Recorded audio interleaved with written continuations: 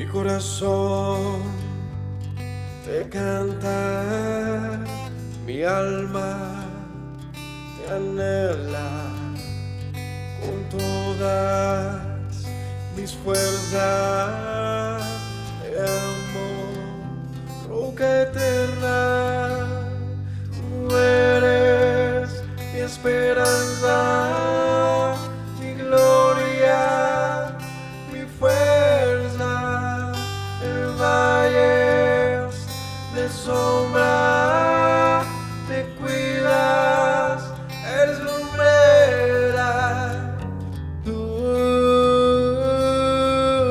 eres fiel, no me dejarás de la muerte y me levantarás.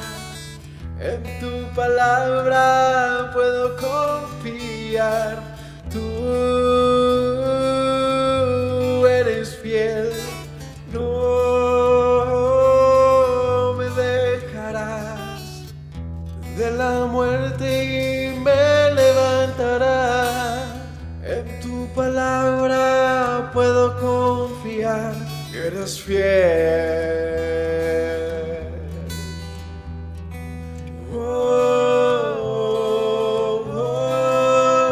Mi corazón te canta, mi alma te anhela con todas mis fuerzas. Te amo, roca eterna, tú eres mi esperanza, mi gloria, mi fuerza.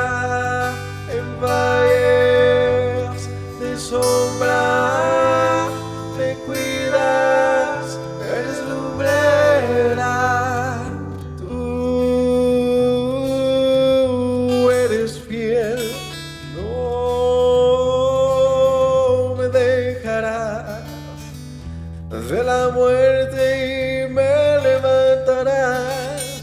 En tu palabra puedo confiar. Tú eres fiel, no me dejarás de la muerte y me levantarás. En tu palabra puedo confiar. Eres fiel, eres fiel.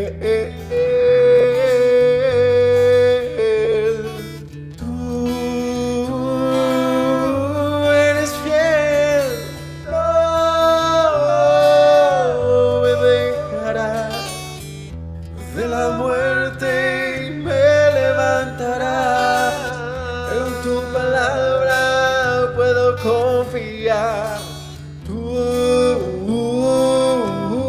eres fiel, no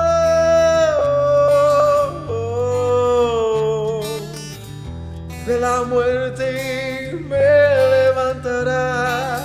En tu palabra puedo confiar. Tú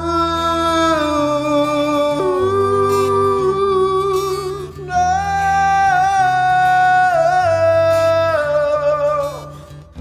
de la muerte y me levantarás. En tu palabra puedo confiar. Eres fiel, eres fiel. Tú eres fiel, no me dejarás de la muerte y me levantarás. En tu palabra puedo confiar.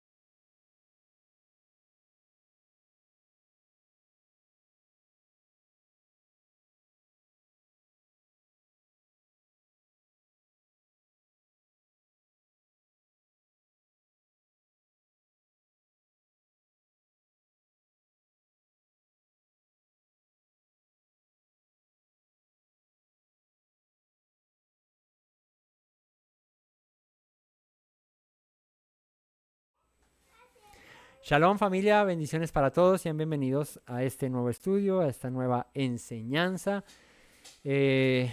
Continuando con este libro, esta profecía que tiene por nombre Revelación, ¿no? La revelación de Yeshua que recibió Juan, el discípulo amado, el apóstol.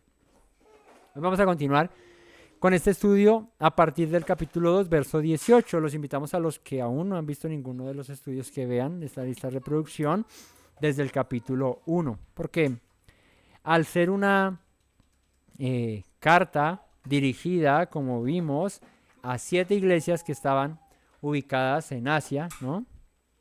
El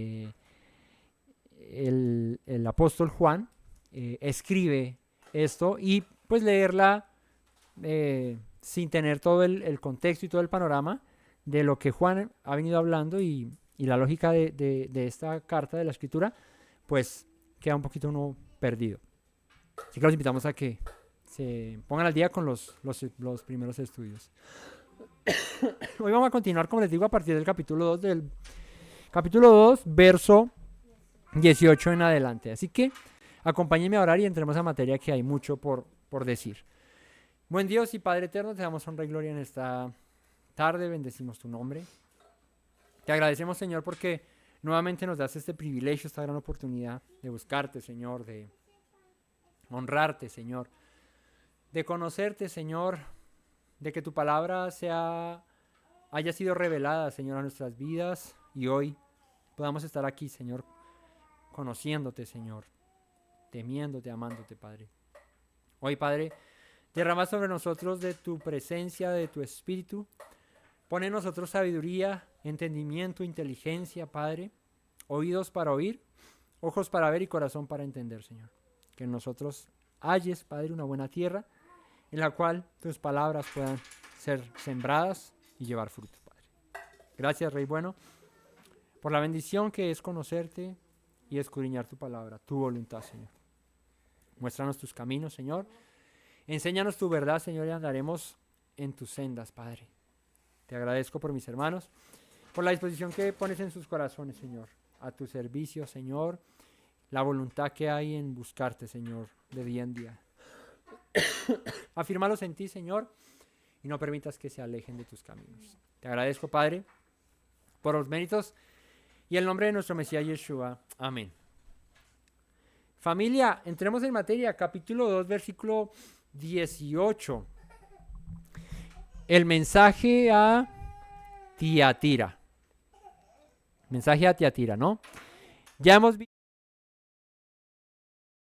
¿no? ¿Cuántas son? 7, ¿no? 7 iglesias. Éfeso, Esmirna, Pérgamo y vamos a entrar a Tiatira. ¿Recordamos cuál fue el cierre de Pérgamo? Recordemos que todo esto no es más que una sombra profética, cada iglesia, de lo que sería que han. Y arranca con Éfeso, una comunidad, una congregación que fue de los primeros creyentes, ¿no? Los primeros discípulos, seguidores de Yeshua, con ese amor ferviente, ese deseo de hacer la voluntad del Señor, de guardar su palabra, perseverar. Luego viene la iglesia de Esmirna, que su nombre traduce, ¿qué? ¿Verdad? Amargura. Un tiempo en el que hubo persecución, en el que hubo angustia para los seguidores del Mesías. Y luego viene Pérgamo. Pérgamo fue una muy particular porque con Pérgamo arranca la era del catolicismo romano como tal, ¿no? Era del católico apostólico romano, cuando se fusiona la fe de los creyentes en el Mesías, los que se llamaban en griego, ¿cómo les decían en griego? A los creyentes en el Mesías, cristianos. Estoy viendo un video que me pasaron por ahí y dice, eso no es más que la transliteración de un término en hebreo que es como mesiánicos, como No, pero él usaba, sí, pero no decía mesiánicos, él decía como, bueno, no lo recuerdo, pero era así, algo como mesiánicos, pero era similar. El hecho es que, pues cristianos viene de seguidores del Mesías, ¿no? Del Cristo. ¿Quién es el Cristo? Pues el Mesías, el Mashiach. Esa es la palabra, digamos que más acertada para referirnos a la función, a la labor, a la obra que vino a hacer Yeshua, ¿no? Como un Mesías, redentor. Bueno, con Pérgamo vimos la vez pasada que los invitamos a que vean esas iglesias anteriores, el estudio de ellas, porque con Pérgamo, ¿qué es Pérgamo? ¿Qué dijimos que era Pérgamo? ¿Qué nos enseñó Eduardo que era Pérgamo? ¿Qué es Pergamia? Es una mezcla ya sin importar de dónde tú agarres, ¿no? Estaba la monogamia, ¿no? La poligamia y la pergamia. Pero la pergamia ya salta incluso de todo. ¿Sí? Ya es una mezcla full, sin límites. Bueno, eso fue lo que pasó. La iglesia, el imperio romano, para tener control de la religión y para tener control de las masas, porque la fe en Yeshua se expandió a tal punto, tan exponencialmente, que en el año 300, en el año 300, cuando más o menos arranca este tema de Constantino y todo este tema de volver a Roma católico, ¿no? Con el tema de un liderazgo basado en muchas cosas que trajeron de los dioses de los griegos, de los romanos, de todo, y del judaísmo o del cristianismo, del mesianismo, ¿no? Entonces, entre los datos que revisé en el video que me pasaron, los primeros creyentes en Yeshua, en el primer siglo, cuando Yeshua anduvo con ellos, eran alrededor, dicen los historiadores, alrededor de unas 10.000 a 20.000 personas.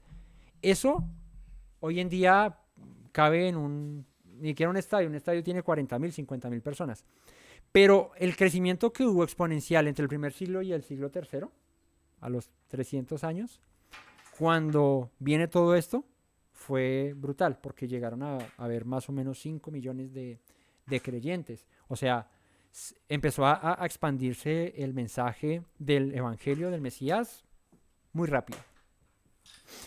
Entonces, cerramos con el siglo III, empieza la era del catolicismo romano, muy imperial, tenemos el control nosotros, y viene la cuarta iglesia, que en orden cronológico está en el mismo periodo de Pérgamo, o sea, continúa, digamos que el legado de Pérgamo, o sea, sigue la iglesia católica aquí en su auge, con unas características particulares como lo fue en Pérgamo, como lo fue en Esmirna y como lo fue en Éfeso. Y cuando me refiero a la iglesia, es el término que usa aquí Juan, o que está traducido del griego, pero estoy hablando de la congregación, de los llamados fueras. En el capítulo 1 explicamos acerca de eso, ¿no? Pérgamo, Tiatira. Tiatira significa, ¿saben qué significa Tiatira? Tiatira significa incierto, significa aflicción, ¿no? Y esta es una ciudad que luego, al pasar el tiempo, se le conoció con el nombre de Semiramis. ¿Alguno se acuerda quién era Semiramis? ¿Semiramis no le suena? La esposa de Nimrod. ¿Quién era Nimrod? ¿Quién era Nimrod? El dios Sol, lo que se conoce luego como el dios Sol. Rápidamente, refresquemos la historia de Nimrod. Nimrod, babilonio, ¿no? Mesopotamia. Semiramis, su esposa. Nimrod muere. Semiramis dice, ¿y yo cómo hago para mantener el control aquí? ¿No? Porque ya se murió Nimrod, ¿ahora qué hago? Se inventó una magistral y dijo, a todo el pueblo le dijo, mi esposo encarnó, o no, se transformó en el sol. Y todo el mundo, ¡oh! El sol, allá está Nimrod, ¿no? Y dice, y me embarazó. Y ahora mi hijo Tamuz va a ser la reencarnación de Nimrod, pero ahora se va a manifestar y va a ser Tamuz. Y digamos que palabras más, palabras menos. Perdón. Eso es lo que acontece con Nimrod, con Semiramis y con Tamuz. De donde nace propiamente lo que es conocido como el culto a la reina del cielo, a la diosa madre. Semiramis viene a ser eso. Semiramis viene a ser la diosa mamá, la diosa madre. Y esto muta en lo que hoy conocemos como la Virgen. De ahí viene el asunto. El que la madre de Dios, ¿no? La madre de Tamuz, el dios sol, encarnado, manifestado a su pueblo, a los hombres. Eso no es cuento nuevo, o sea, eso no, perdón por la tos, eso no se lo inventaron los católicos ni nada. Eso fue lo que llamamos un reencauche de siglos atrás. Así que este momento sucede en la iglesia, perdón, de Tiatira. Se hace referencia a eso. Y esto es más o menos el siglo IV. Y este va hasta nuestro tiempo. O sea, el mensaje de Tiatira se ha esparcido, se ha alargado en tiempo hasta nuestros días. Cuando veamos las otras iglesias, pues son momentos que surgen a lo largo de la historia, pero Tiatira, que digamos que es ya un catolicismo más formado, se prolonga hasta hoy. El tema de los papas, a que hoy todavía haya un papa, que haya una ciudad del Vaticano, que haya un gobierno católico, eso se prolonga hasta hoy. Así que leamos qué dice el mensaje. Escribe al ángel de la iglesia en Tiatira, al Malach, el mensajero. El Hijo de Dios, el que tiene ojos como llama de fuego. Y recordemos que siempre al inicio de cada mensaje, a cada iglesia, aparece una característica del Mesías, ¿no? En este, el que tiene ojos como llama de fuego. ¿Qué dijimos al principio? Porque esto es lo que Juan dice en el capítulo 1. ¿Qué dijimos al principio acerca de los ojos como llama de fuego? ¿Cuál es el propósito del fuego? Purificar. Purificar, ¿no?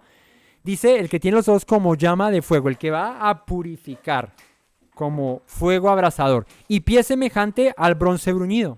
¿A qué dijimos que era? Hacía referencia al bronce bruñido. Bronce bruñido es bronce pulido, ¿no? Al juicio, ¿por qué? ¿Por qué el bronce tipifica o simboliza juicio? Por el altar del sacrificio, el lugar donde la justicia de Dios se satisfacía por medio de las ofrendas y de los holocaustos, ¿no? Entonces, este ángel tiene la manifestación de Yeshua para esta iglesia, es el que tiene ojos como fuego, el que escudriña y va a purificar, va a quemar todo lo que no es mío, y sus pies son como bronce bruñido, y va a juzgar.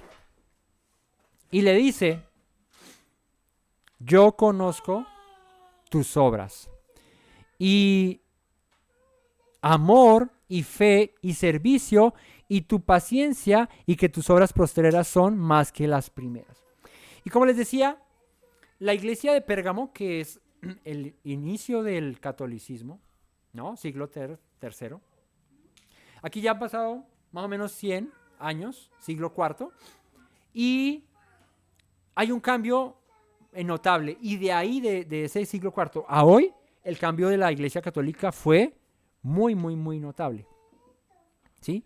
Aunque hubo momentos muy oscuros en el catolicismo, ¿no? En las cruzadas, ¿no?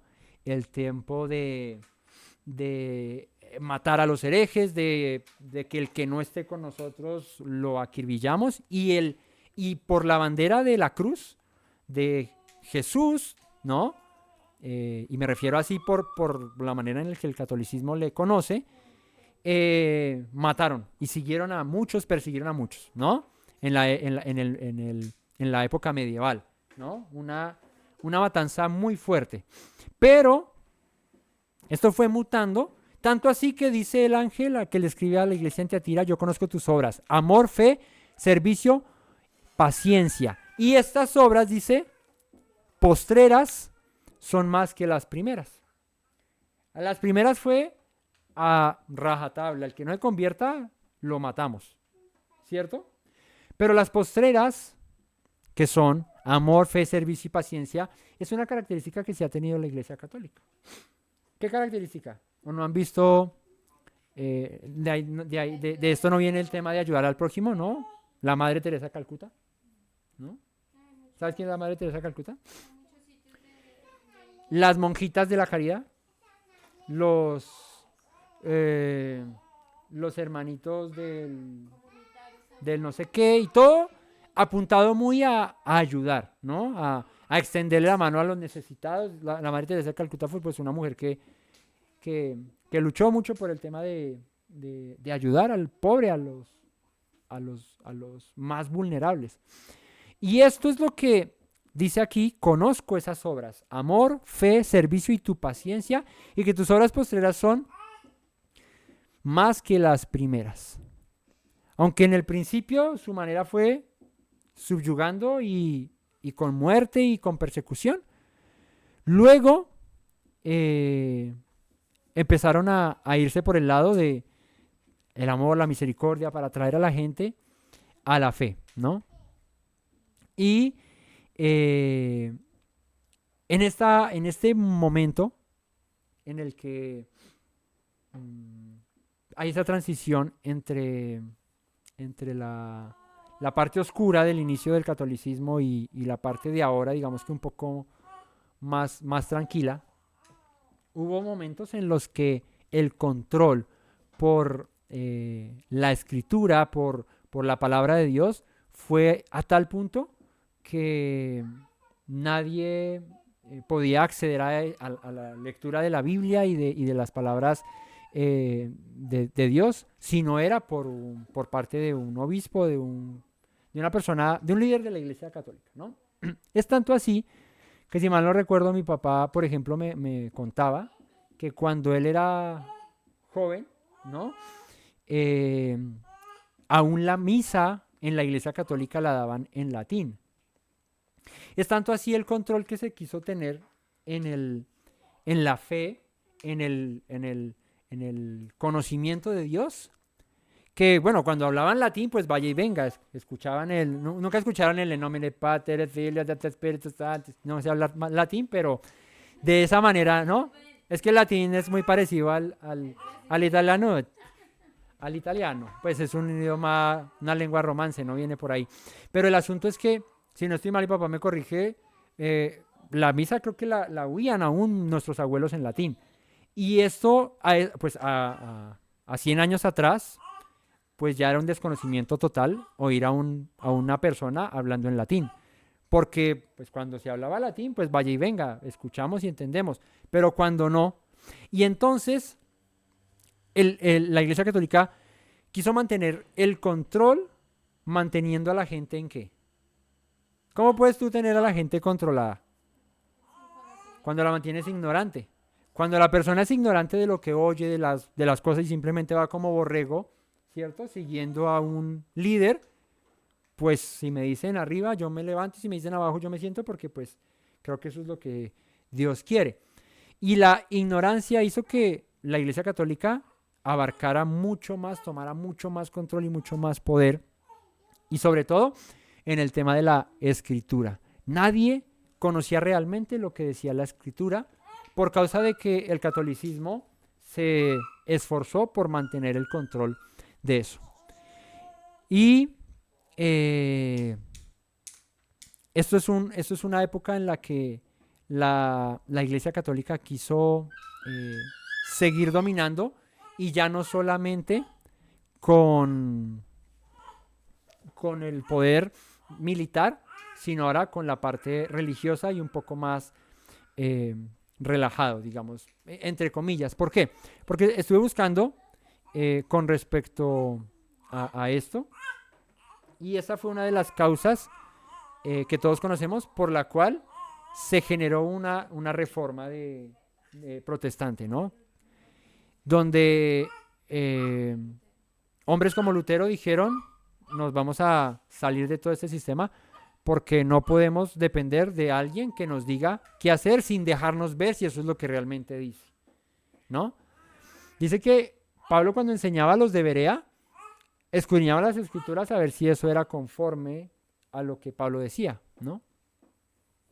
Y digamos que la posibilidad de acercarse también el tema de tener un poco más de cercanía al idioma, a la lengua y de escuchar. Pero esto no fue así con el catolicismo y a lo largo del tiempo empezaron a tener más y más y más y más y más control. Ahora, dice, aunque tienes obras de amor, aunque tienes fe, misericordia y todo esto, verso 20, tengo unas pocas cosas contra ti. Le dice que toleras que esa mujer Jezabel, que se dice profetiza, enseñe y seduzca a mis siervos a fornicar y a comer cosas sacrificadas a los ídolos. Y aquí viene la pregunta. ¿Recuerdan que les dije que el libro de Apocalipsis tiene más de, ¿cuántas? 800 referencias al Tanaj. Para leer Apocalipsis hay que conocer el Tanaj. ¿Y quién era Jezabel? La esposa del rey. ¿La esposa del rey qué? No, esa era, ¿cómo se llamaba la esposa? Betsabé. No, Jezabel, ¿quién era la esposa del rey qué? Acab. Rey Acab. Israel en el norte. Las 10 tribus dispersas. Ya Israel estaba dividido. El rey de los más malos y entre los malos pusilánime que tuvo Israel en el norte. Con una esposa gentil, porque Jezabel fue una mujer perversa mala. Y dice acá, tengo unas pocas cosas contra ti, que toleras que esa mujer Jezabel que se dice profetiza, enseñe y seduzca a mis siervos a fornicar y a comer cosas sacrificadas a los ídolos. ¿Qué tienen en común la iglesia católica, este movimiento aquí, y Jezabel? ¿Cuál fue la manera de operar de Jezabel? Haciéndose a ellos para que ellos hicieran idolatría. Jezabel fue una mujer que introdujo muy escuetamente y muy de frente la idolatría en Israel en el norte.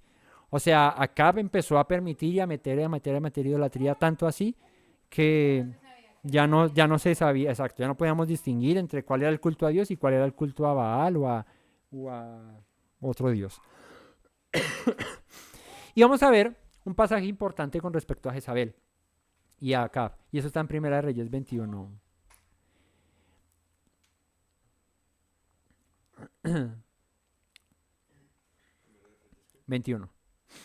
Dice, pasadas estas cosas, aconteció que Nabot de Jezreel tenía allí una viña junto al palacio de Acab, rey de Samaria. ¿Recuerdan a Nabot? ¿Sí? El que tenía una viña. Bueno, ¿de dónde era Nabot? Perdón, se me está yendo. ¿De dónde era Nabot? Gracias. De Jezreel. Y voy a ir dándoles aquí significados para que le vayamos cogiendo el hilo al asunto. Nabot de Jezreel. Nabot. ¿Significado del nombre Nabot? Nabot significa, ¿saben? No. Significa frutos, ¿no? Eso significa Nabot, del Strong 5022. Frutos. Y dice que él era de Jezreel, ¿no? Jezreel. ¿A qué les hace referencia Jezreel? ¿Dónde más han escuchado ese nombre? No.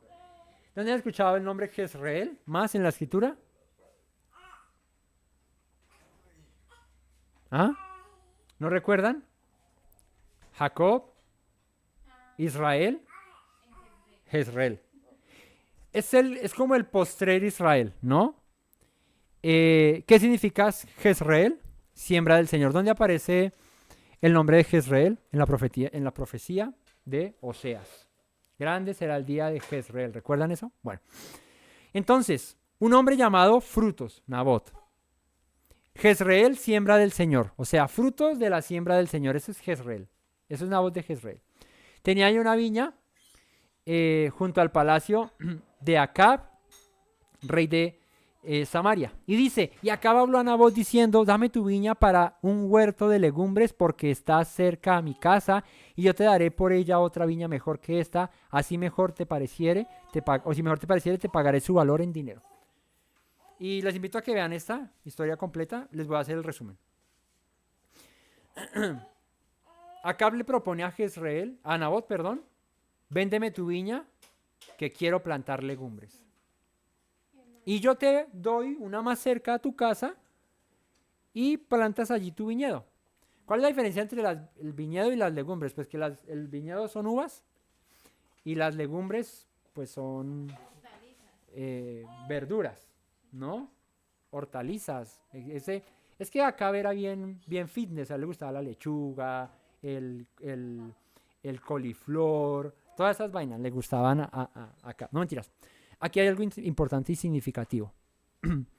La escritura nos habla de la viña del Señor, ¿no?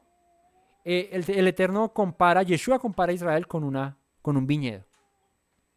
Pero ¿qué pasa? Acab, ¿qué quería sembrar? Legumbres. ¿Qué son las legumbres? Verduras. No, ¿qué son las legumbres? ¿Qué nos podría hacer referencia las legumbres en la escritura? A una ofrenda que parte del hombre y no bajo la voluntad de Dios. Y aquí me remito a Abel y a Caín. Abel ofreció un carnero, una ovejita, ¿cierto? Un corderito. Y fue agradable, aceptada la ofrenda delante del Señor. ¿Pero qué ofreció Caín? No. Verduras, legumbres. Eso fue lo que llevó, hortalizas. ¿No? El fruto de la tierra llevó eso. ¿Y qué pasó? ¿El Eterno qué? Se disgustó. No aprobó la ofrenda de Caín. Así que, ¿qué son las legumbres? Obras humanas que pretenden agradar a Dios, pero son humanas. O sea, no provienen de Dios. Cuando tú haces obras que vienen del Señor, le agradas al Señor. Pero cuando haces obras que parten de tu humanidad, de tu deseo, aunque sea muy bonito, aunque tengas mucho deseo de honrar a Dios, cuando no es bajo la voluntad del Señor, no sirven. Y el Eterno despreció la ofrenda de Caín, porque pues, no era conforme a lo que el Eterno quería. Así que la referencia, no es que las legumbres sean malas, no digan, sí, yo pues es que no como verduras. No, hay que comer verduras, pero bíblicamente podemos hacer una comparativa entre eso, entre las legumbres y una ofrenda humana, y el viñedo o las uvas, un fruto que el mismo Señor siembra y espera de una buena cosecha, ¿no? Y sea agradable para hacer un buen vino, ¿no? Entonces es como la paridad que encontramos ahí, la referencia. Entonces, ¿qué pasó? Quiero tu viña, y Nabot le dice, verso 3, guárdeme Yahweh de que yo te dé a ti la heredad de mis padres. ¿Cuál era el pero de no darle la viña a Acab? Es la herencia de mi casa. Y no puedo entregar la herencia de mi casa. ¿Y Acab qué hizo? Se devolvió cabizbundo de medita abajo para la casa a llorar. Estaba triste en un cuarto, eso léanlo ahí, adelante, yo lo resumo. Estaba triste en su cuarto, allá llorando, y entró Jezabel. ¿Qué tienes? Es que no me quisieron vender la viña, le dijo así Acab a Jezabel. Y Jezabel le dijo, disculpa, ¿y acaso tú no eres el rey? ¿Qué te pasa? Levántate, come, que yo te la traigo. ¿Y qué hizo Jezabel? Mandó a unos hombres, falsos testigos, a desacreditar a Nabot para que dijeran, blasfemó contra Dios y contra Acab, apedréenlo. Hace todo el concilio, el plan, y hace que maten a Nabot. Y le entrega la viña a Acab para que siembre sus verduras. ¿Les suena esto? ¿Les hace alguna referencia a por qué le dice el ángel de la iglesia de Tiatira, tengo unas pocas cosas contra ti, que toleras que esa mujer, Jezabel, que se dice profetiza, enseñe y seduzca a mis siervos a fornicar y a comer cosas sacrificadas a los ídolos? La viña de Nabot hace referencia a un pueblo escogido que es herencia, ¿no?, del Señor. Dice, yo no te puedo entregar mi viña porque es herencia de mis padres, yo no lo puedo hacer. Líbreme el Señor de hacerlo. Pero llega Jezabel y dice, que muy tu herencia, pues te mato y me quedo con esa herencia y ahora le meto lo que yo quiera. Eso que uvas, que frutos de esos ni que nada. Aquí le vamos a meter es cebolla, lechuga ¿y qué? Y coliflor y brócoli. Obras humanas. O sea, eso que tú dices de servir a Dios de esa manera, no. Vamos a servir a Dios a esta manera. ¿Y qué hizo? Quitó el poder. Mató al dueño de la viña, mató a los dueños de la viña, mató a los que habían heredado esa fe primitiva en el Mesías Yeshua y impuso su propia fe, su propia manera de pensar. Por eso es que dice acá, toleras a esta mujer, o sea, ya la haces parte del paisaje. Una mujer que dice ser profetiza, o sea, que ser de Dios y muy espiritual, pero enseña y seduce a mis siervos a fornicar y a comer cosas sacrificadas a los ídolos. Y Jezabel introdujo la idolatría, ¿no? En Israel, en el norte, a una manera, digamos que ya muy, muy abierta. Así que Jezabel le quita la viña a Nabot, desacreditándolo, se la da a su marido Acab y este sembró las legumbres. La tierra de Israel, ¿de quién es? Del Eterno, y se la heredó a sus hijos, a su pueblo. ¿Y qué vino y hizo Roma? Los echó. Dijo, no, y los sacó. Y a hoy en día es tanto el interés por esa tierra que el catolicismo aún tiene control, digámoslo de alguna manera, control religioso sobre aquel lugar. Es tanto así que tú vas a Jerusalén y encuentras sinagogas, no hablar de la mezquita ni de las ¿cómo se llaman los lugares de oración de los árabes? ¿Mezquitas? Sí, como que todas son mezquitas, ¿cierto? La mezquita grande y las mezquitas chiquitas. Y sino que también encuentras, ¿qué? Iglesias católicas. Y por montones, o sea, que en el sepulcro de no sé qué, que en la tumba de no sé quién, hay más cosas católicas que propiamente judías. Cuando digamos que la historia y todo eso pertenece por herencia, por pertenencia, ¿cierto? Al judaísmo o al judío, al israelita, el católico tiene control ahí. Y hoy en día mantienen ese control. Así que es un poder que se ha centrado en desacreditar, quitar la verdadera esencia de la fe en Dios, en el Mesías, y controlarla a nuestra manera. ¿Metiendo qué? Idolatría. Metiendo cosas sacrificadas a los ídolos. Eso vive como se te antoje. Eso es una particularidad que tiene el catolicismo. Y si eres católico y escuchas esta enseñanza, pues bueno, bendito sea el Señor porque de pronto puedan ser abiertos tus ojos.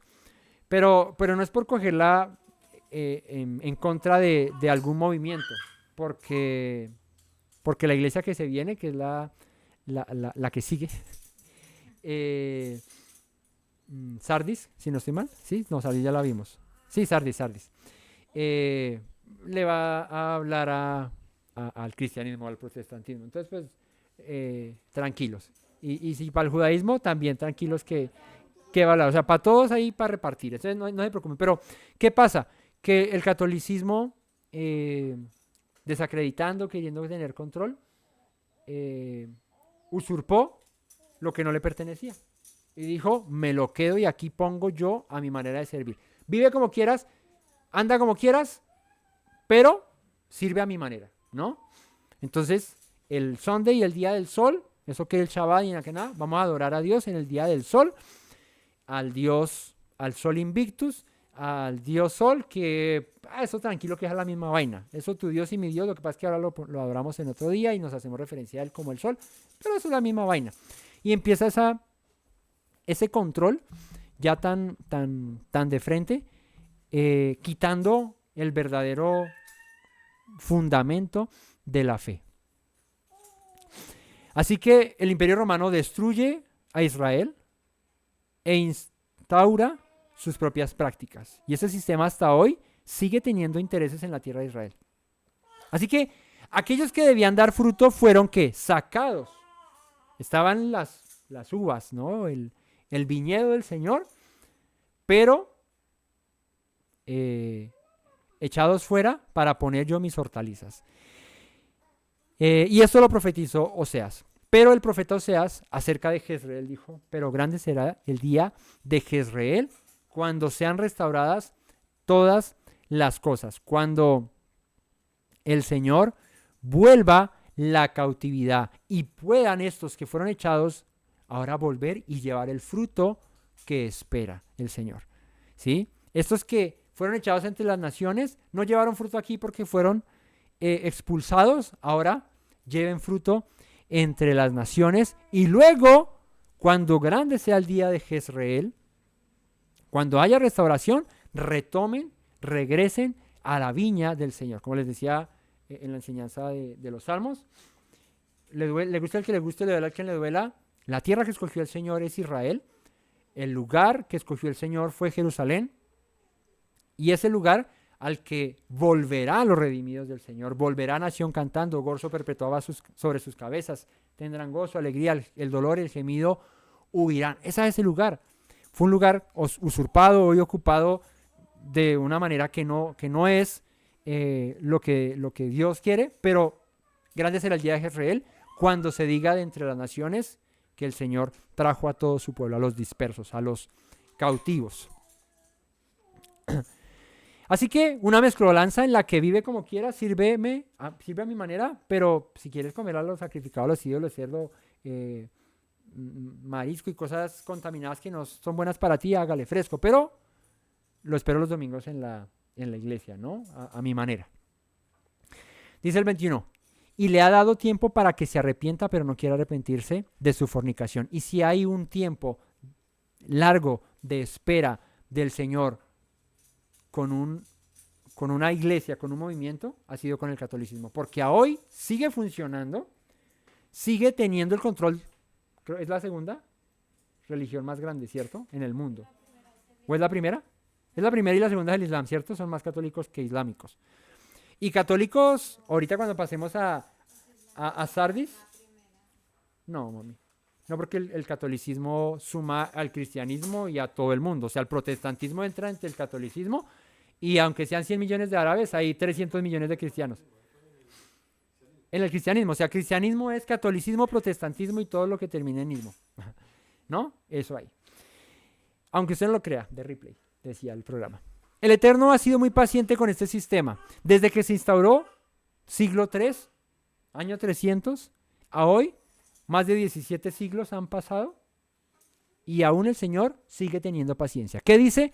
Te he dado tiempo para que te arrepientas, pero no quieres arrepentirte de tu fornicación. ¿Qué es la fornicación? Dejar a tu esposo original e irte ¿con quién? Con los ídolos. He aquí, verso 22 de Apocalipsis 2, he aquí yo la arrojo en cama. Y esto significa muerte, esto es de no levantarse. Y en gran tribulación a los que con ella adulteran. Y aparece un término que es tribulación. Tribulación, ¿no? La gran tribulación, el momento de la persecución, el momento de la angustia, del dolor. He aquí te arrojo en cama y en gran tribulación a los que con ella adulteran, si no se arrepienten de las obras de ella. ¿Cuáles son las obras de Tiatira? Las obras de Tiatira son obras humanas, o sea, no parten del Señor, ¿no? Hortalizas, legumbres, obras humanas, no buenas obras, no obras conforme a la voluntad del Señor, sino conforme a el hombre. Y a sus hijos heriré de muerte, y todas las iglesias sabrán que yo soy el que escudriña la mente y el corazón, y os dará a cada uno según sus obras. Dice, yo escudriño la mente y el corazón. O sea que eso de que, yo le sirvo a Dios de todo corazón y vives a tu antojo y como se te dé la gana, pero no me juzgues porque Dios conoce mi corazón, sí. Eso sí tenlo por seguro, porque Dios escudriña la mente y el corazón. Dios conoce tu corazón. Un corazón de fornicación. Un corazón que está alejado de mi voluntad, dice el Señor. Y les voy a dar a cada uno según qué. Que es por la gracia del Señor. Sí, somos salvos por la gracia. Eso no es discutible. Somos salvos porque no lo merecíamos y Él nos salvó. Pero ¿por qué nos va a juzgar el Señor? Pues por lo que hagamos, por las buenas o por las malas obras. Aquí dice, según tu obra te daré tu pago. No, pero si yo creí en ti, Señor, y yo te alabé, y yo iba a la iglesia los domingos, y yo cantaba coros y oraba. Sí, pero tus obras son como trapo de inmundicia. Tus obras no me funcionan, no me sirven porque no provienen de lo que yo quiero. Son obras humanas, ¿no? El campo de Nabot reemplazado por legumbres. O sea, quitamos lo que Dios puso como bueno, lo llamamos malo y ahora ponemos lo malo y lo llamamos bueno y sirvamos hacia Dios y que viva la pachanga. Y el Señor dice, te pagaré conforme a tus obras. Pero a vosotros y a los demás que están en Tiatira, a cuantos no tienen esa doctrina y no han conocido lo que ellos llaman las profundidades de Satanás, yo os digo, no os impondré otra carga. Y aquí hay algo que es esperanzador, y es que en medio de esa confusión de Tiatira, hay muchos que no conocen profundamente por ¿cómo se dice? Por desconocimiento, valga la redundancia, pues porque el control lo ejerce la iglesia del conocimiento. Entonces, muchos en ignorancia no conocen las profundidades del engaño. Y dice, yo no te impondré otra carga. Pero lo que tenéis, retenedlo hasta que yo venga. Y es una iglesia que se dejó permear, pero entre esa mezcla que hubo, muchos trataron de permanecer, o por lo menos trataron de cuestionarse y de preguntar, pero si será todo esto así, si será esto cierto. Al que venciere y guardaré mis obras hasta el fin, yo le daré autoridad sobre las naciones. Al que venciere, hace referencia a Israel. ¿Qué significa Israel? El que pelea con Dios y vence, pero no como el que pelea contra Dios, sino el que pelea junto con Dios, ¿no? El que tiene a Dios de su lado, lucha y vence. Al que venciere, ¿a quién le dará? Dice, le daré mis obras hasta el fin y le daré autoridad sobre las naciones. ¿A quién? A Israel. ¿Cuál es una particularidad que tiene la Iglesia Católica? Y es el reemplazo del pueblo escogido. Quitamos la viña y ponemos las legumbres. Israel desechado, nosotros somos el nuevo Israel. Pero no. Aquí en Apocalipsis dice, al que venciere, a Israel. Eso es lo que significa Israel, el que vence. Y guardaré mis obras hasta el fin. ¿Cuáles son las obras del Señor? Su Torah, su palabra. El que permanezca en mis palabras será verdaderamente mi discípulo. Dice, le daré autoridad sobre las naciones. Y las regirá con vara de hierro y serán quebradas como vaso de alfarero. Y como yo también la he recibido de mi Padre. Fíjate que hay un salmo que dice, como a vasija los desmenuzarás, y ¿cómo es que dice ese salmo? El Salmo 2.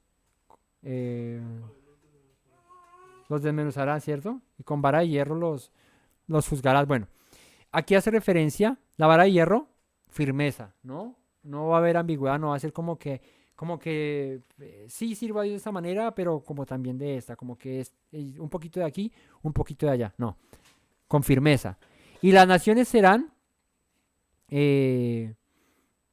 aquellas que, dice acá, serán regidas por Israel, por el que venciere. Como yo también la he recibido de mi Padre. Y le daré la estrella de la mañana. El que venza y guarde la Torá, el que guarde las obras del Señor, recibirá ¿a quién? A Yeshua. Yeshua es la estrella de la mañana. Vendrá como recompensa. El que tiene oído, oiga lo que el Espíritu dice a las iglesias. Así que a esta iglesia de Tiatira, una iglesia queriendo mantener el control, quitando el fruto verdadero y poniendo uno ilegítimo y que hoy en día aún sigue reclamando que es legítimo cuando Nanay, porque la escritura nos cuenta, la historia nos cuenta que lo que hubo ahí fue un cambio, ¿cierto? Saquen a los que tienen el conocimiento de Dios y ahora nosotros lo vamos a manejar a nuestra manera. Entonces empezaron a hacer temas como para llegar al cielo tienes que pagar tus indulgencias, ¿no? Tienes que confesarte y pagar. Hoy en día lo que pasa en el confesionario no es lo que pasaba en la época medieval. Tú tenías que pagar literalmente, o sea, no era como bueno, reza 3 Ave Marías y 2 Padres Nuestros. No, había que pagar. Para llegar al cielo había que pagar. Y eso era tanto el control que tenía la Iglesia Católica que en el siglo XVII más o menos, en la Alemania, ¿cómo es que se llamaba esa Alemania? Alemania, el imperio, perdón. El imperio germánico, romano-germánico, en esa época, como en el 1500, aparecen personajes como Lutero, como Calvino, para entrar a la quinta iglesia, que es Sardis. Sardis. ¿Qué es Sardis? Sardis significa remanente. Y en este momento crucial, siglo XVII, es donde comienza la Reforma Protestante, encabezada por Martín Lutero, que vio que el sistema se había corrompido de tal manera y desviado de la Escritura con el propósito de devolverle a la fe su valor original. Ese fue el propósito de Lutero. O sea, Lutero no, en su deseo de conocer la verdad, pues dijo, no puede ser posible que estos tengan el control. Y busqué así rápidamente qué sucedió en esta época de la Reforma. Y bueno, siglo XVI, perdón, surge con relación a lo que muchos percibían como corrupción y abusos dentro de la Iglesia Católica. Y aquí está, contexto y causas. Corrupción de la Iglesia Católica, venta de indulgencias, nepotismo. ¿Saben qué es nepotismo? Los mismos con las mismas. O sea, aquí seguimos nosotros los que mandamos y de ahí para adelante nadie más puede entrar. Aquí somos nosotros, ¿no? El lujo en que vivían muchos líderes eclesiásticos. Ustedes han visto series de la época medieval, cómo vivían los sacerdotes, el clérigo, la gente que tenía la religión, el poder de la religión, vivían a sus anchas. O sea, el rey y ¿cómo se llamaría en esa época? ¿El cura? No se llamaba el cura. El sacerdote, yo qué sé, el obispo, lo que sea. Era el control, manejaba el pueblo, estos dos, el rey y la parte religiosa. Entonces, los líderes eclesiásticos vivían a sus anchas. Las indulgencias eran pagos que se hacían a la iglesia para reducir el tiempo en el purgatorio, ¿no? Sale el tema del purgatorio, que cuando te mueras vas a un lugar allá a pagar tus cosas y de acuerdo a lo que paguen los vivos por ti, entonces sales de ahí, y si no, te quedas, ¿no? Hoy en día la gente sigue, cuando se muere y lo entierran, entonces empiezan a hacer sus rezos para que no se quede en el purgatorio y sino que se vaya para el cielo, ¿no? Bueno. El Renacimiento se dio por esa misma época y fomentó el pensamiento crítico y el retorno a los textos originales, incluyendo la Biblia. El humanismo puso énfasis en la capacidad individual de interpretar las escrituras sin intermediarios. Esas fueron las razones por las que se da el protestantismo. ¿Cómo así que estos son los únicos que pueden interpretar lo que dice allá? Nos lo dicen en la lengua que ellos quieren y no nos dejan a nosotros leer el libro a ver si eso es lo que dice. Era tal el control que nadie podía acceder a eso, solamente lo que se decía en las misas o en las reuniones, eso era lo que se conocía. Y muchos gobernantes locales vieron en la reforma una oportunidad para independizarse del control de la iglesia y del Sacro Imperio Romano Germánico y así aumentar su propio poder. Figuras principales les mencioné a Lutero, a Calvino, a uno que se llamaba, este es alemán, el nombre alemán, este sí es un nombre más alemán, Ulrich Zwinglio, es que no sé pronunciar alemán. Pero Lutero en 1517,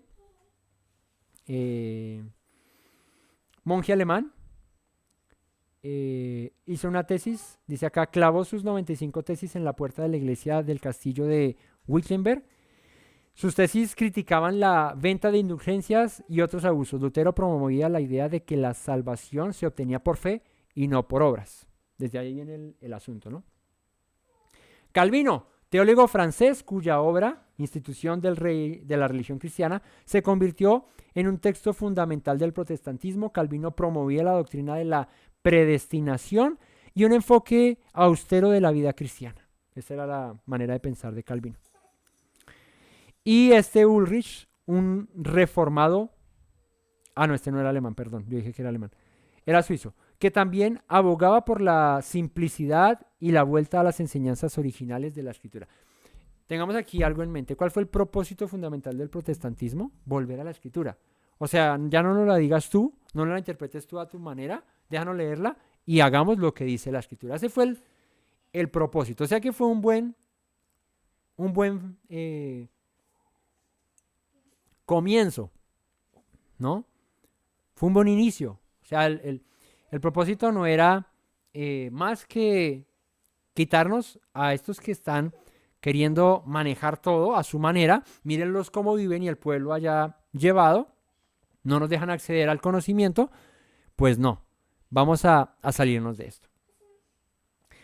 Y en medio de esa reforma, o gracias a esa reforma, salen varias denominaciones. Y la cuestión se complica un poco, porque si el propósito era liberarnos de la Iglesia Católica, pues listo, se logra de cierta manera, pero no del todo. Y de ahí parten un reguero de denominaciones que tuvieron cada una su propio camino.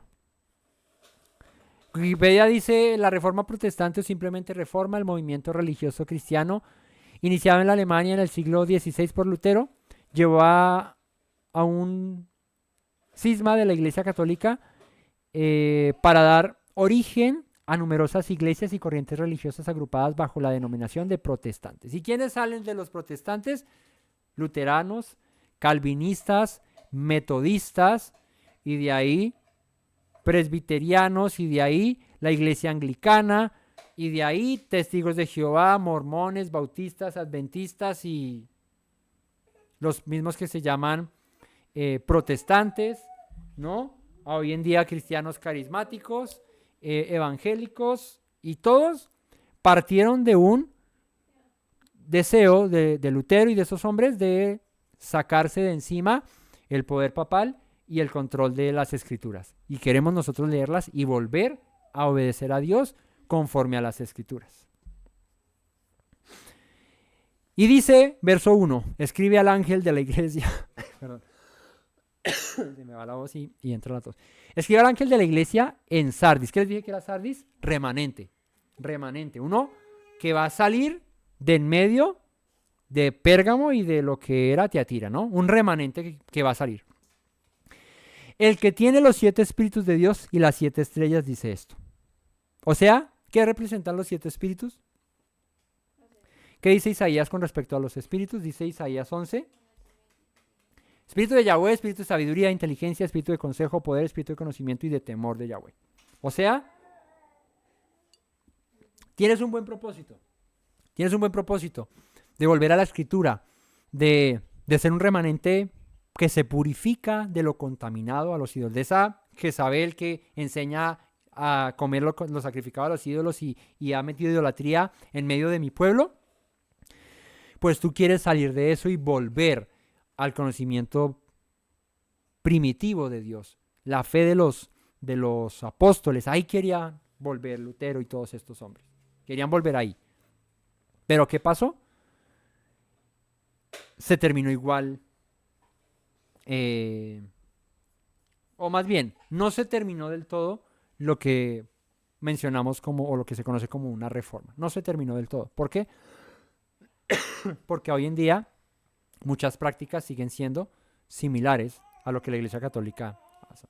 De hecho, algunas veces escuchando un debate entre judío, cristiano y católico, el católico le decía al cristiano, pero tú tranquilo que somos hermanitos de padres separados. Es como cuando el papá y la mamá se separan y tú compartes con uno un tiempo y luego compartes con el otro tiempo. Pues así le pasó al cristianismo. No, yo ya no dependo de la Iglesia Católica, pero muchas prácticas siguen siendo católicas, aunque las queramos llamar cristianas o querer desligar. El catolicismo es cristianismo. Y paré de contar. En Isaías 11 se habla de este remanente. Los invito a que vean ese estudio. Os habla de un remanente que sale de entre la confusión y busca a Dios de todo su corazón. Yo conozco tus obras, que tienes nombre, de que vives y estás muerto. ¿Qué es tener nombre de que vives pero estás muerto? Tienes el espíritu y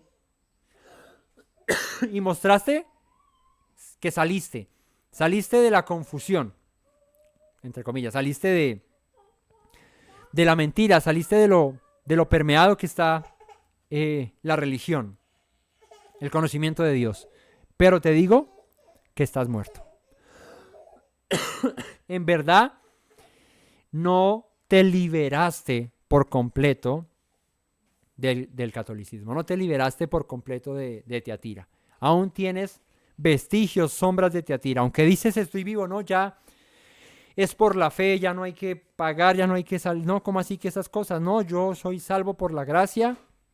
Y hágale para adelante. Ahora vamos a seguir la escritura.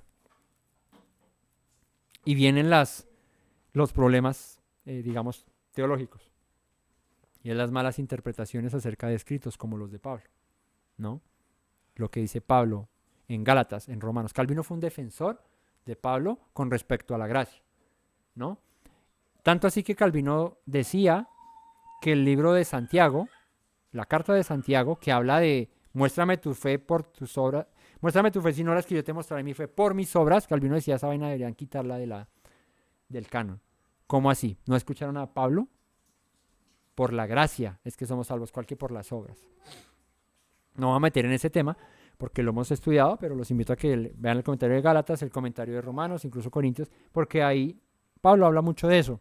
Y hay que tener presente de por qué Pablo hablaba acerca de las obras y de cuáles obras, ¿no? Y como un tip, no necesariamente estaba hablando acerca de la obediencia a la Torá, sino de las obras religiosas, de las tradiciones humanas, de lo que seguía el judaísmo de aquella época. Pero bueno, eso es tema de harina de otro costal, que pertenece a este camionado de costales de harina. Entonces dice, yo conozco tus obras, que tienes nombre de que vives, pero estás muerto. Sé vigilante y afirma las otras cosas que están para morir, porque no he hallado tus obras perfectas delante de Dios. ¿Le dice acá qué? Que vigile. Es decir, ¿qué? ¿Qué es vigilar? Trasnochar hasta el otro día. Estar atento, estar pendiente, ¿no? Y no pierdas, ¿qué? El norte, no pierdas el rumbo. Hay cosas que se están muriendo. ¿Por qué? Porque estás secularizando tu fe. Porque estás dejando tus buenas obras, las que provienen de la obediencia a Dios. ¿Cuál fue el propósito? Volver a la escritura. Pero estás dejando morir las buenas obras, las buenas cosas. No he hallado tus obras perfectas.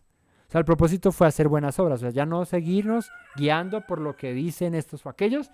El propósito fue volver a las obras de la escritura, hacer lo que Dios mandó que hiciésemos.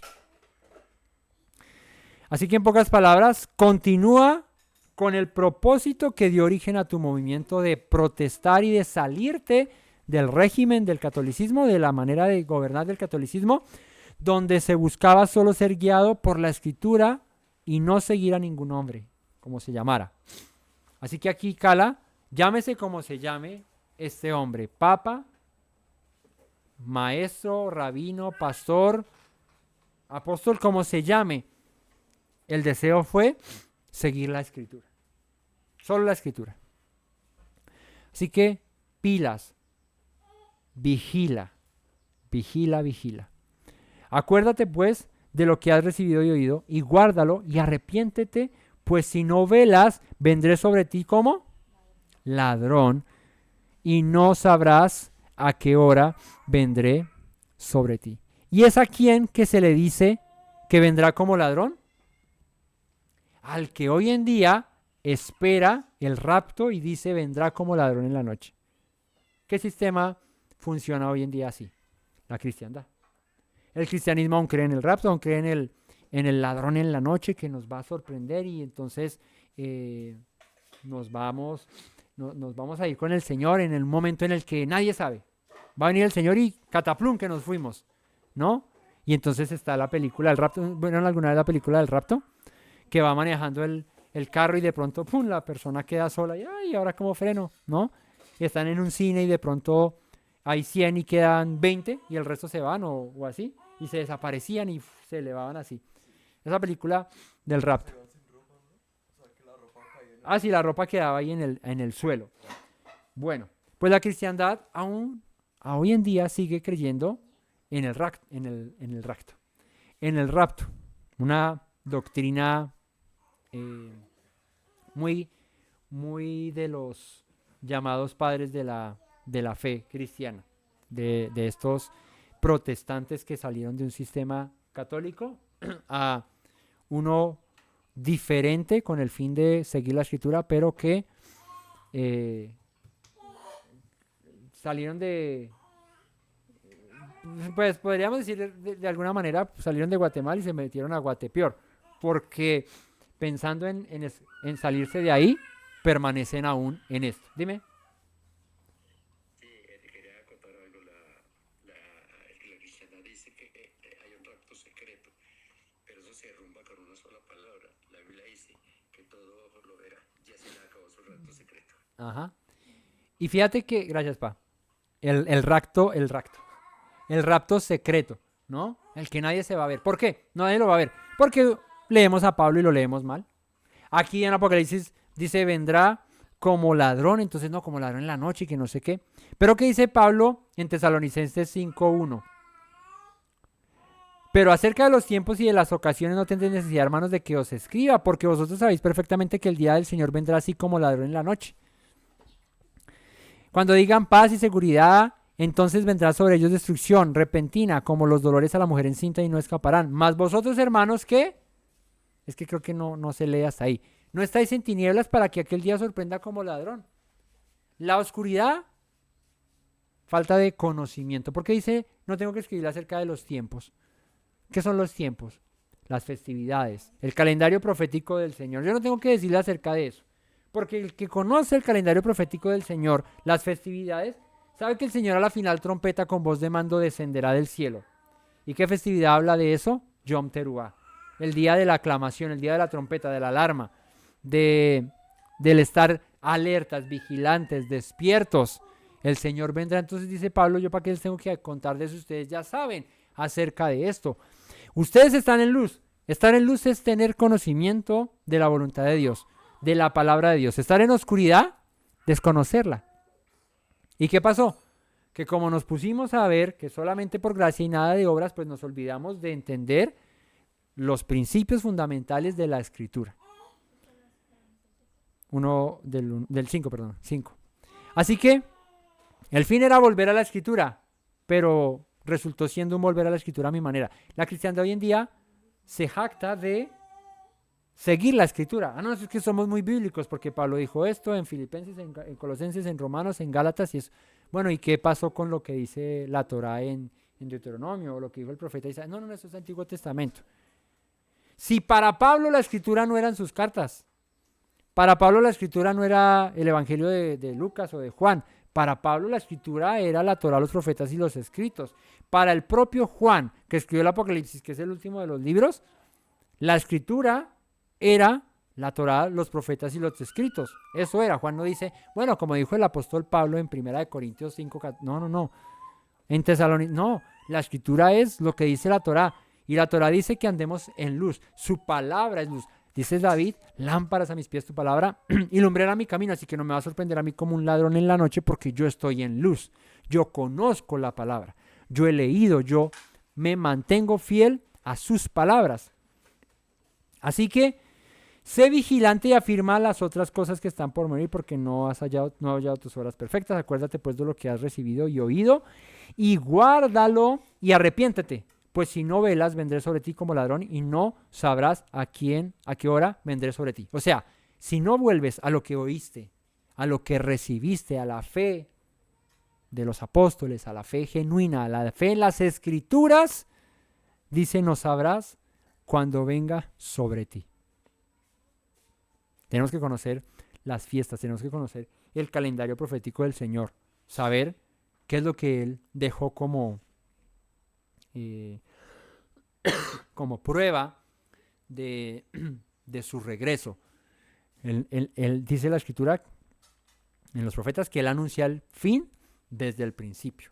Y no hay nada nuevo bajo el cielo. O sea, no nos puede sorprender si estamos en luz. ¿Cuál es el día? ¿Cuál es el Yom Teruah en el que regresa? No te lo puedo decir, porque no lo sé. Pero que en un día de trompetas regresará, eso sí te lo puedo decir.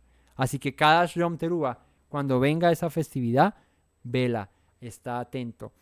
Como dice el dicho, que te coja confesado. O sea, que estés viviendo en luz, porque si no, te va a venir como un ladrón.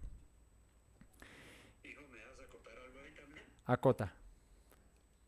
Dice que vendrá el Yom Teruah, que nadie sabe la hora ni el día. Eso es totalmente cierto. Sabemos que es en una fiesta de Yom Teruah. La hora no, porque el día tiene 24 horas. Entonces puede llegar a las 5, 6, 7, 8, 9. Llegar aquí a las 9 de la mañana y a las 4 de la tarde en Europa. Es lo mismo que lo van a ver. Sí. Sí. Entonces, no sabe el día ni la hora. Y yo te invito a que mires tus cumpleaños del año pasado cuando fueron y este año cuándo son y entonces cuándo van a ser. Siempre va a cambiar. O sea, el día y la hora cambia siempre. Pero la fiesta sí es de Yom Teruah. Cambia el día de la semana, cambia el día, digamos que de esa manera, en el contar de los días, pero en cuanto al momento, primero del mes séptimo, en cualquier momento, ¿cierto? Porque lo que dice mi papá es cierto, o sea, si cuando el Señor regrese, dice que todo lo veremos, ¿no? Todo ojo le verá. Si aquí son las 6 de la tarde, en Europa ya es de madrugada, ¿no? Y en Australia ya es como de mediodía para adelante de mañana. Entonces, lo único es mantenernos velando, ¿no? Atentos, conociendo esto. Pero tienes unas pocas personas en Sardis que no han manchado sus vestiduras. Y como en varias, como en Tiatira, le dice, pero a ti que has perseverado, guarda esas obras y vendré a ti y te entregaré al que venciere, ¿no? Pero aquí le dice a Sardis, le dice, al remanente le dice, tienes unas pocas personas en ese remanente en Sardis que no han manchado sus vestiduras, es decir, que no se han dejado contaminar. Y andarán conmigo en vestiduras blancas porque son dignas.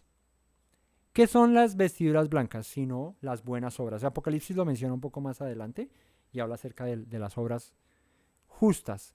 Cuando estás con vestiduras blancas es porque has sido justificado, porque has hecho bien las cosas, ¿no? Así que un remanente en medio de Sardis, un remanente en medio del remanente, porque Sardis es un remanente que sale de un sistema mayor, ¿no? Tiatira, Pérgamo, pero dentro de Sardis, ese remanente, las cosas también se pervierten, se dañan, no cumplen su fin. A hoy en día el protestantismo no terminó su reforma porque aún siguen ligados en muchas cosas al catolicismo, ¿no? Simplemente con pensar en el día de adoración, ya con eso se liga.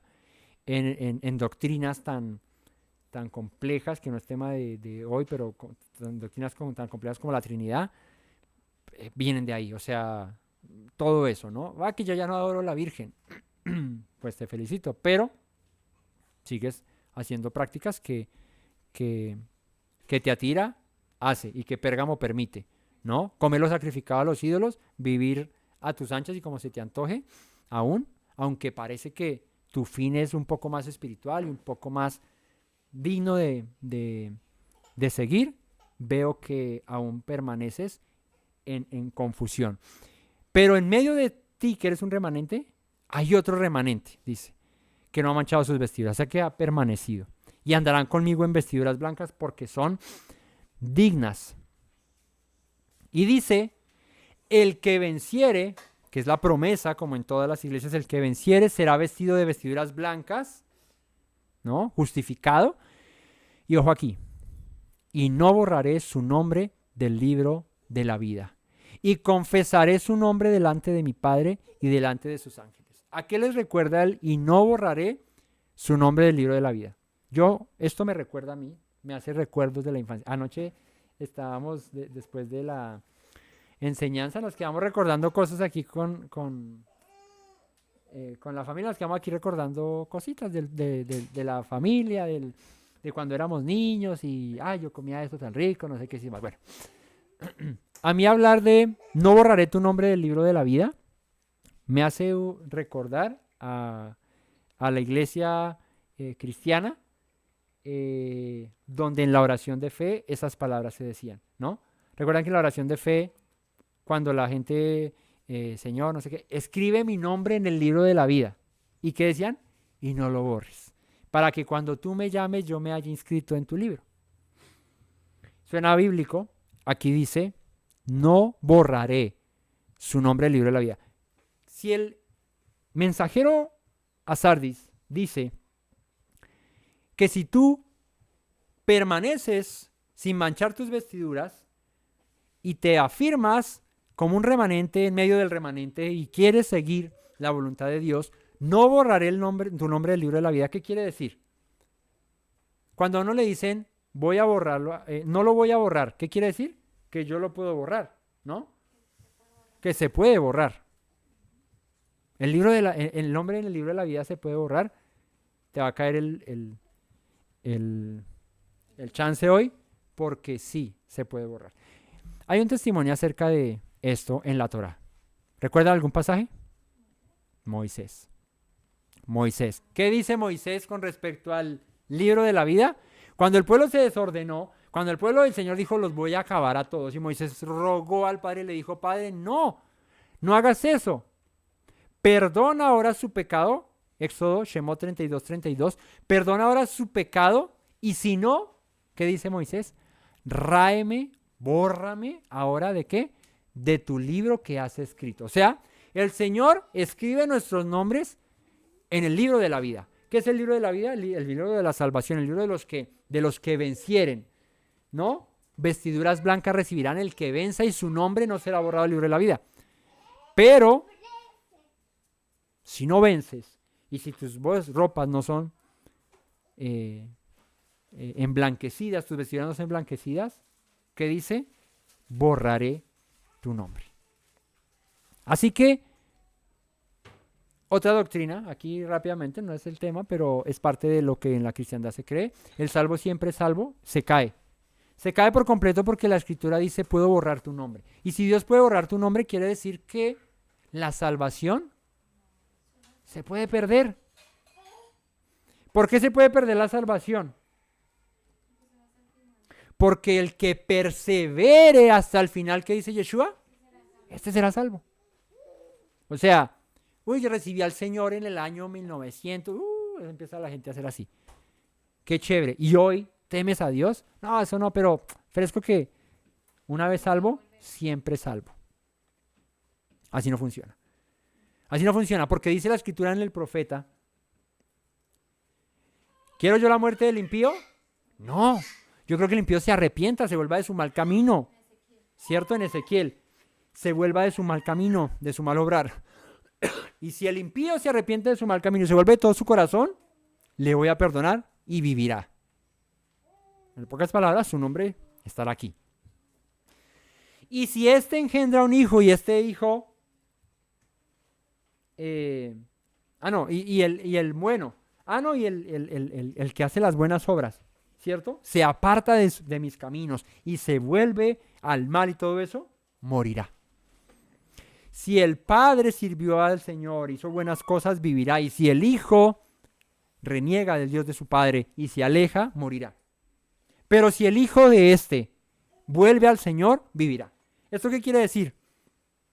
Que el Señor no tiene nietos, que al Padre le va a medir a juzgar sus obras y al Hijo conforme a sus obras. ¿No leímos? Juzgaré, te pagaré conforme a tus obras. Así que, mis hermanos, si hemos sido lavados con la sangre del Mesías, si hemos sido llamados al arrepentimiento, mantengámonos firmes hasta el final, porque solamente el que persevera hasta el final, este será salvo. No hay otro camino. El camino es mantenernos perseverando. El que venciere. Imagínate una carrera, ¿no? Y corriste, estás corriendo la maratón y vas en el kilómetro 10 y te retiras. Pregunto, ¿venciste?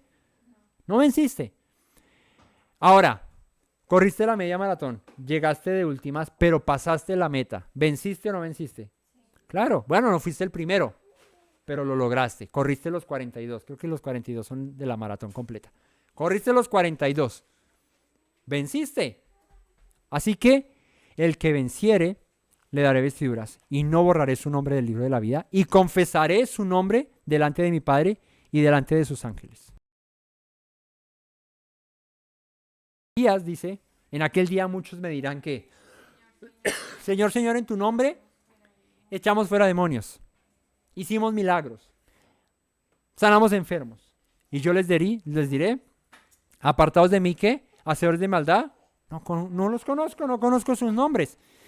Pero si permanecen en mí, hacen la voluntad de mi Padre, lo que les he dicho, pues su nombre será recordado. Y cuando esté delante de mi Padre, los llamaré por su nombre.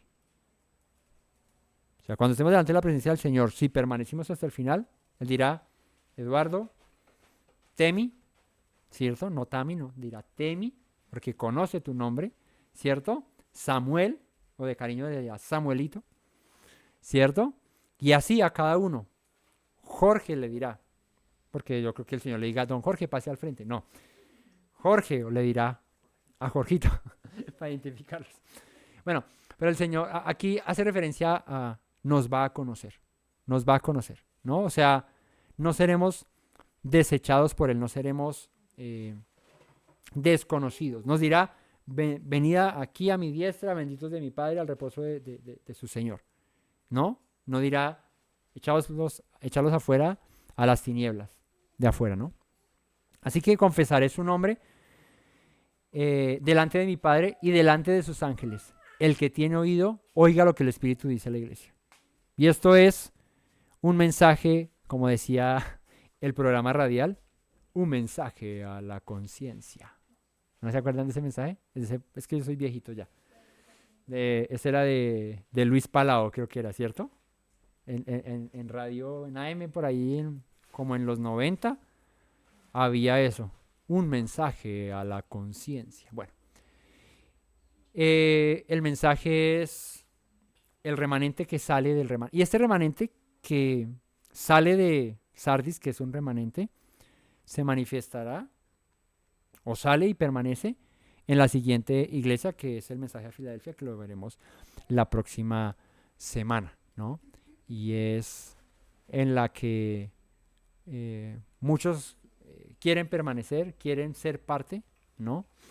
La iglesia fiel, muchas se llaman así, Filadelfia, pero es un remanente que persevera. Y cuando veamos el mensaje a Filadelfia, pues veremos cuál es el verdadero sentir de ser un creyente en Yeshua y guardar los mandamientos y hacer la voluntad de Dios.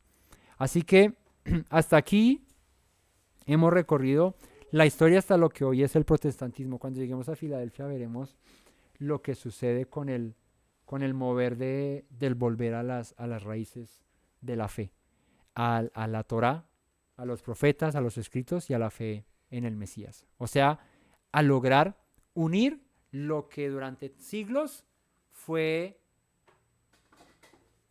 inunible, ¿sí se dice así? Injuntable, ¿no? ¿Cómo se dice?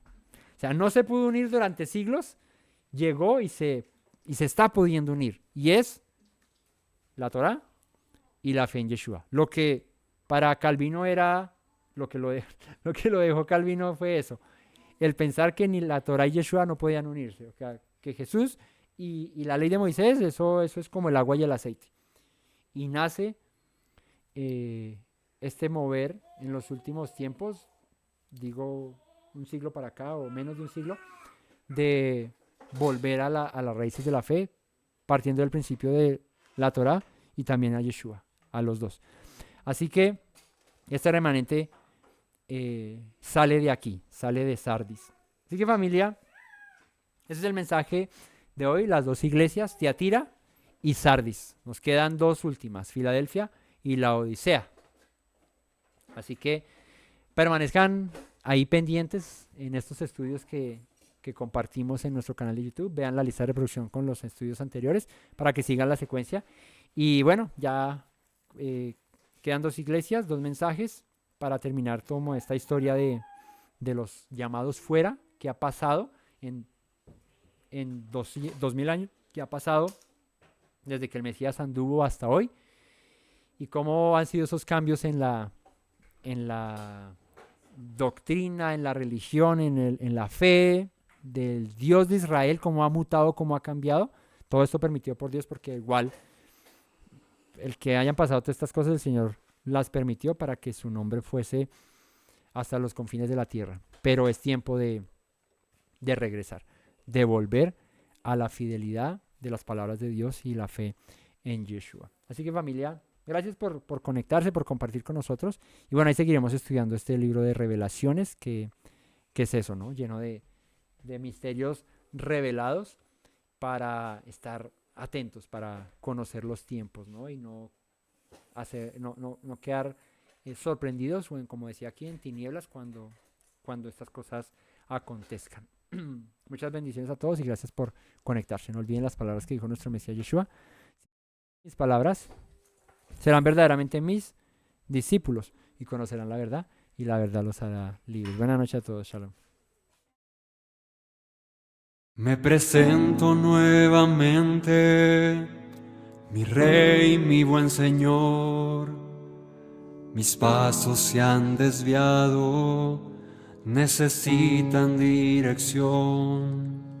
En tu amor me he refugiado, Yeshua, pues así al Padre puedo hoy decir. Me presento nuevamente, mi Rey, mi buen Señor. Mis pasos se han desviado, necesitan dirección. En tu amor me he refugiado, Yeshua, pues así al Padre puedo hoy decir: Abba, Padre, Baruch atah, Señor Dios nuestro Rey de eternidad. Abba, Padre, Baruch atah, Adonai Eloheinu melech haolam.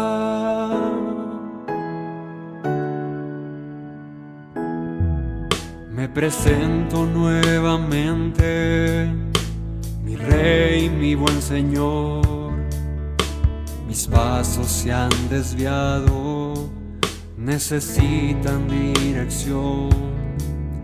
En tu amor me he refugiado, Yeshua, pues así al Padre puedo hoy decir. Me presento nuevamente, mi Rey, mi buen Señor. Mis pasos se han desviado, necesitan dirección. en tu amor me he refugiado, Yeshua, pues así al Padre puedo hoy decir, Abba Padre, Baruch atah. Señor Dios nuestro Rey de eternidad, Abba Padre, Baruch atah. Adonai Eloheinu melech haolam, diste tu hijo con devoción, sacrificio de amor, hasta la muerte Él se inmoló para darme salvación. Al tercer día resucitó, a la muerte Él venció. Luego al cielo ascendió, volverá, lo prometió. Abba,